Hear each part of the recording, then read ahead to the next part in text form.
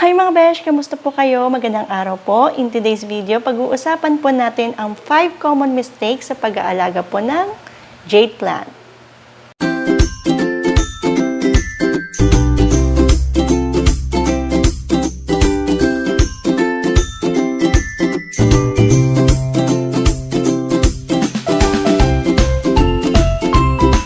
Po ako sa kusina magbo-vlog kasi medyo maingay po dun sa garden, hindi yung maririnig yung boses ko kahit naka-mic ako dahil ewan ko ba para akong minamalat. At pasensya na po kung medyo natagalan ako mag-vlog kasi ako po ay nagkasakit, so nag-bed rest lang muna dahil nagkatrangkaso at usong-uso rin po ang trangkaso ngayon ha, kaya ingat-ingat po tayo. At sa wakas, ito na rin po, nagawa ko na rin yung video itong madalas na nire-request nyo at nababasa ko sa comment section kung paano nga ba yung tamang pag-aalaga po nitong jade plant. Ito pong jade plant or tinatawag na Crassula obata. Kilala din po ito as a lucky plant at madalas itong pinangre-regalo dahil sabi nga nila pag ito ay natanggap mo, suswertehin ka po. Pero anyway, hindi yun ang pag-uusapan natin kung gaano ka-lucky yung plant na ito. Pag-uusapan nga natin yung madalas na pagkakamali ng mga plant parent sa pag-aalaga nito kung bakit ba madalas namamatayan tayo ng jade plant. At unang-una na pong common mistake sa pag-aalaga nito ay yung overwatering. Yung kasipagan po natin sa pagdidilig ng halaman, isa po yan talaga sa number 1 dahilan kung bakit madali ding mamatay yung mga inaalagaan nating halaman, lalo na dun sa mga wala pa masyadong ugat. At ito pong Crassula obata or jade plant sa mga beginner po, ito po ay isang klase, bulo naman ako, isang klase ng succulent. Ayan. At ano ba yung succulent? Ito po yung klase ng halaman kung saan nag-i-store po sila ng tubig sa kanilang mga dahon. Kaya hindi po kailangan dito ang frequent na pagdidilig. At sa scheduling actually, wala pong schedule sa pagdidilig ng mga succulent. Dati kasi nasabi ko na once a week, kaya lang po hindi ko na po ina-advise or nire-recommend yung once a week ang dilig kasi iba-iba po tayo ng lokasyon. Paano kung sa lokasyon nyo ay madalas po umuulan at matagal matuyo yung kanilang potting mix o yung soil nila, tapos magdidilig kayo.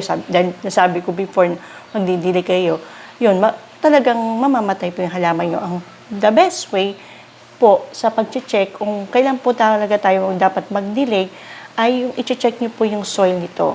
Ayan. I-dip nyo po yung finger nyo dun sa soil from the top at least 2 to 3 inches deep kung tuyo na yung soil niya.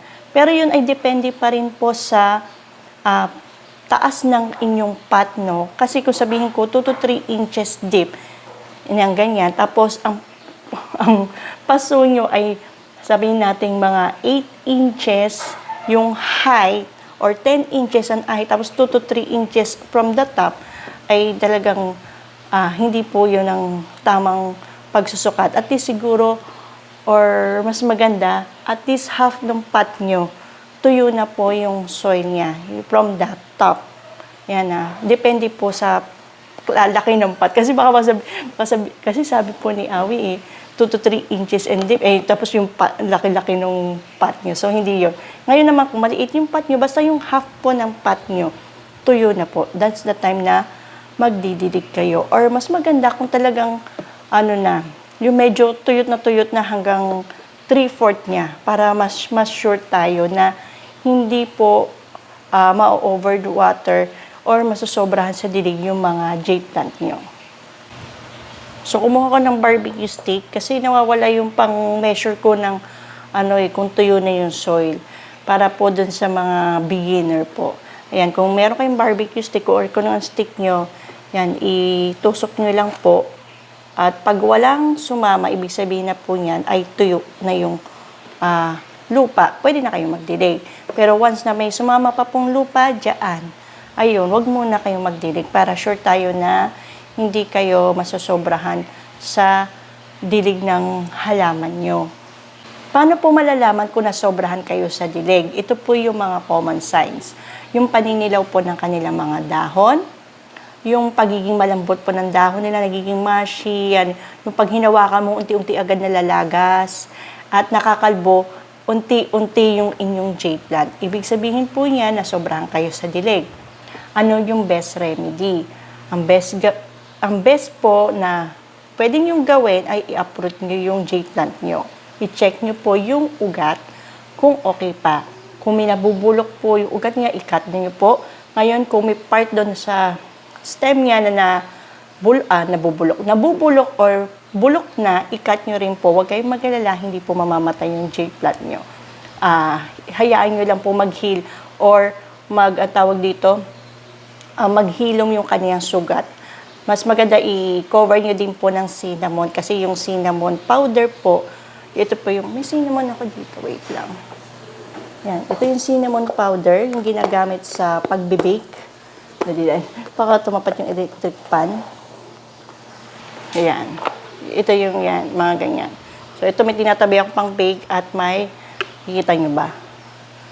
Yan, cinnamon powder. May nabibili po yan sa grocery, sa mga baking store.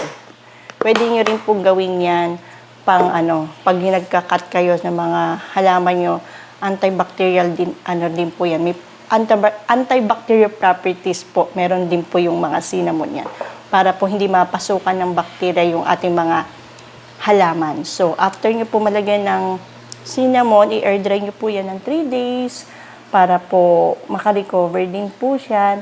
At huwag kayong mag-alala kasi hindi rin po yan mamamatay kahit 3 days yan na naka-air dry kasi may tubig po yung kanilang mga dahon. So, dyan din po sila kukuha ng pagkain nila. At once na air dry nyo na, kung mas maganda ka, kung 1 week nyo pong i-air dry, saka nyo po iripat sa bagong soil ha, huwag doon sa dating potting mix, huwag na po doon. Bagong soil na po. At once na naripat nyo, ilagay nyo lang po muna siya sa isang area na hindi nagagalaw. Second common mistake naman po ay itong wrong potting mix.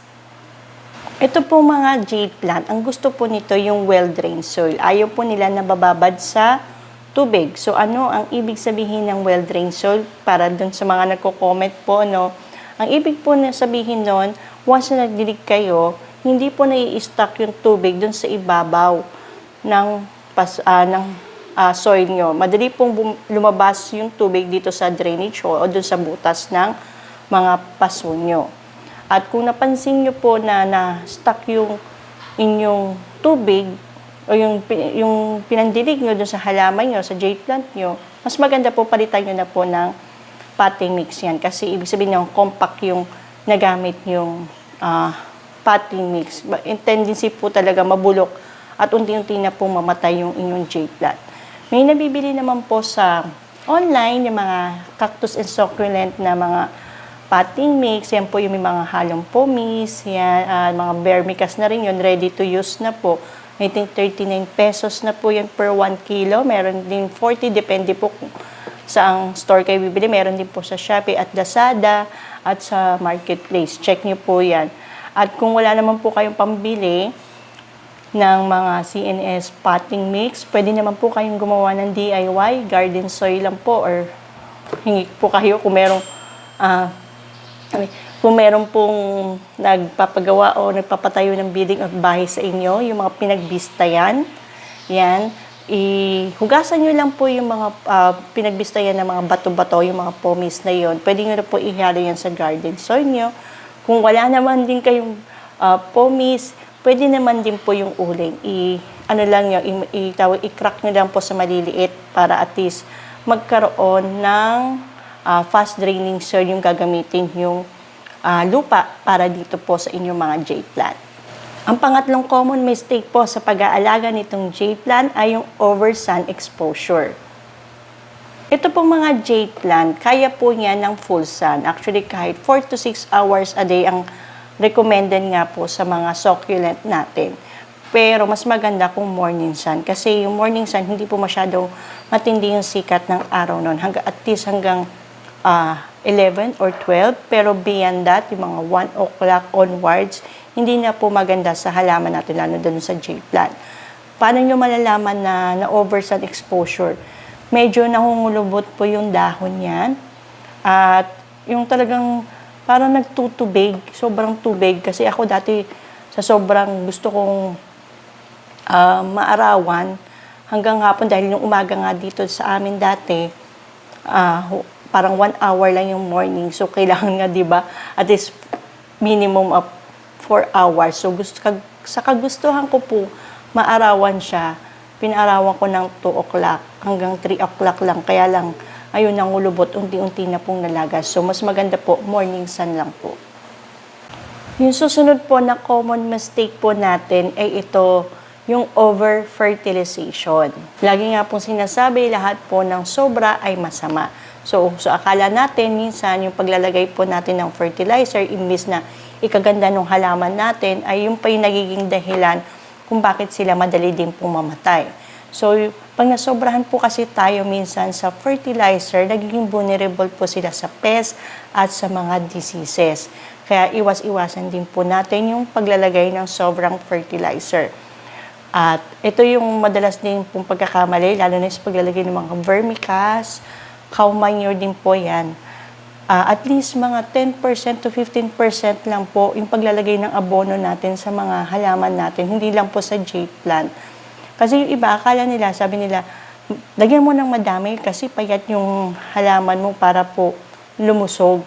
Pero hindi po nila naiisip na yung sobrang dami po na paglalagay ng abono or fertilizer, yun po yung ikamamatay dahil ito pong mga fertilizer na to, like yung mga vermicast, yung kahit yung mga osmocot, kahit ano po mga fertilizer, lalo na yung mga chemical, pag nasobrahan po tayo, masusunog po yung ugat ng halaman nyo.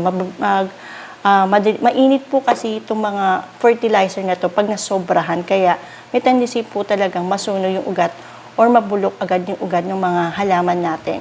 So, sa paglalagay po ng fertilizer, example, ng vermicast, saka cow manure, katulad ng sinabi ko po kanina, 10 to 15% lang po. Huwag yung 50% cow manure, ano ba yung, kahit ano bang vermicast man yan, tapos 50% yung garden, so huwag po ganon. At least 10% lang po. At pag naglagay po tayo ng vermicast or ng mga cow manure sa potting mix natin, naghalo tayo, that's good for 6 months na po. At least, panatag tayo na magiging malusog yung halaman natin. Paano yun naman po malalaman na over kayo sa fertilizer? Medyo nababurn na po yung dahon ng mga halaman nyo, kaya medyo nagbabrown na po at nagwi-wilt na yan, at unti-unti na talagang nakakalbo. Para din sa mga sa pag na-overed water kayo, yun yung mga signs din po, halos pare-pareho lang din po ng signs pag naman kayo na sobrahan sa fertilizer. Our last common mistake sa pag-aalaga po nitong jade plant ay yung moving from one place to another. Sino po ang guilty dito? Yan, yung palipat-lipat ng kanilang halaman dahil kakahabol po nila sa sikat ng araw. Ito po yung number 1 kong problema din kasi naghahabol ako ng sikat ng araw dito dati. Dati kasi mga 9 o'clock ang sikat ng araw tapos hanggang 10, tapos iba na naman yung movement ng sikat ng araw hanggang 1 hour lang. So, sa kakahabol ko, ililipat-lipat ko siya. Siguro, kung nakakapagsalita lang po yung halaman, sasabihin niya nahilo na po siya. At yun, para sa akin, ito yung isa sa naging rason kung bakit po namatay yung aking mga jade plant before. Kasi nga, sa palipat-lipat po nila, hindi siya mapirme. So, yun po, kung may jade plant po kayo, mas maganda, hanapan niyo po kung saan po talaga siya nasisikat ng araw, doon niyo lang po muna ilagay. Huwag po alis kayo ng alis. Kasi sa akin, parang siguro nagagalaw po sila. So, hindi sila maka-recover, hindi sila maka-recover dun sa soil nila, na-disturb yung ugat din nila, kaka-bit-bit natin kung saan-saan. So, para sa akin, yun yung isang rason or isang mistake ko rin before, yung palipat-lipat po ng lugar. Sa 5 common mistake na nabanggit ko mga besh, alin po dito yung sa tingin nyo naging dahilan kung bakit po namatay ang inyong mga jade plant? I-share nyo naman po. Medyo matagal-tagal din kasi akong hindi po nakapag-shoutout, so magsha-shoutout na po ulit ako. Medyo natabunan na nga nung iba, kaya nagbabrowse ulit ako, kaya chinecheck ko po isa-isa ulit kung sino po yung mga nagpapa-shoutout. So, shoutout po kay Gislis Channel, ayan, Yolanda Alejo, Salve Alcantara, Angelica Mislang, Amelita Bayot, Michelle Estrella, Evelyn Mendoza, Diana Cabansag, Annibel, Amelita Noble, at shoutout din po sa ating mga regular viewers. Ito, suking-suking na po natin sila. Itong sila Jeremy Hermano, Sel Tatco, Elena Robles, Marian, Jessa Legaspi, Bay Shalimar Ampatuan, at si Nanay Rachel po. Hello po sa inyo. I hope nakatulong po itong video na to at sana po nagustuhan nyo. Don't forget to follow me on my social media accounts. Meron po akong Facebook page, meron din akong Instagram at TikTok. Until next time mga besh, bye! And stay safe!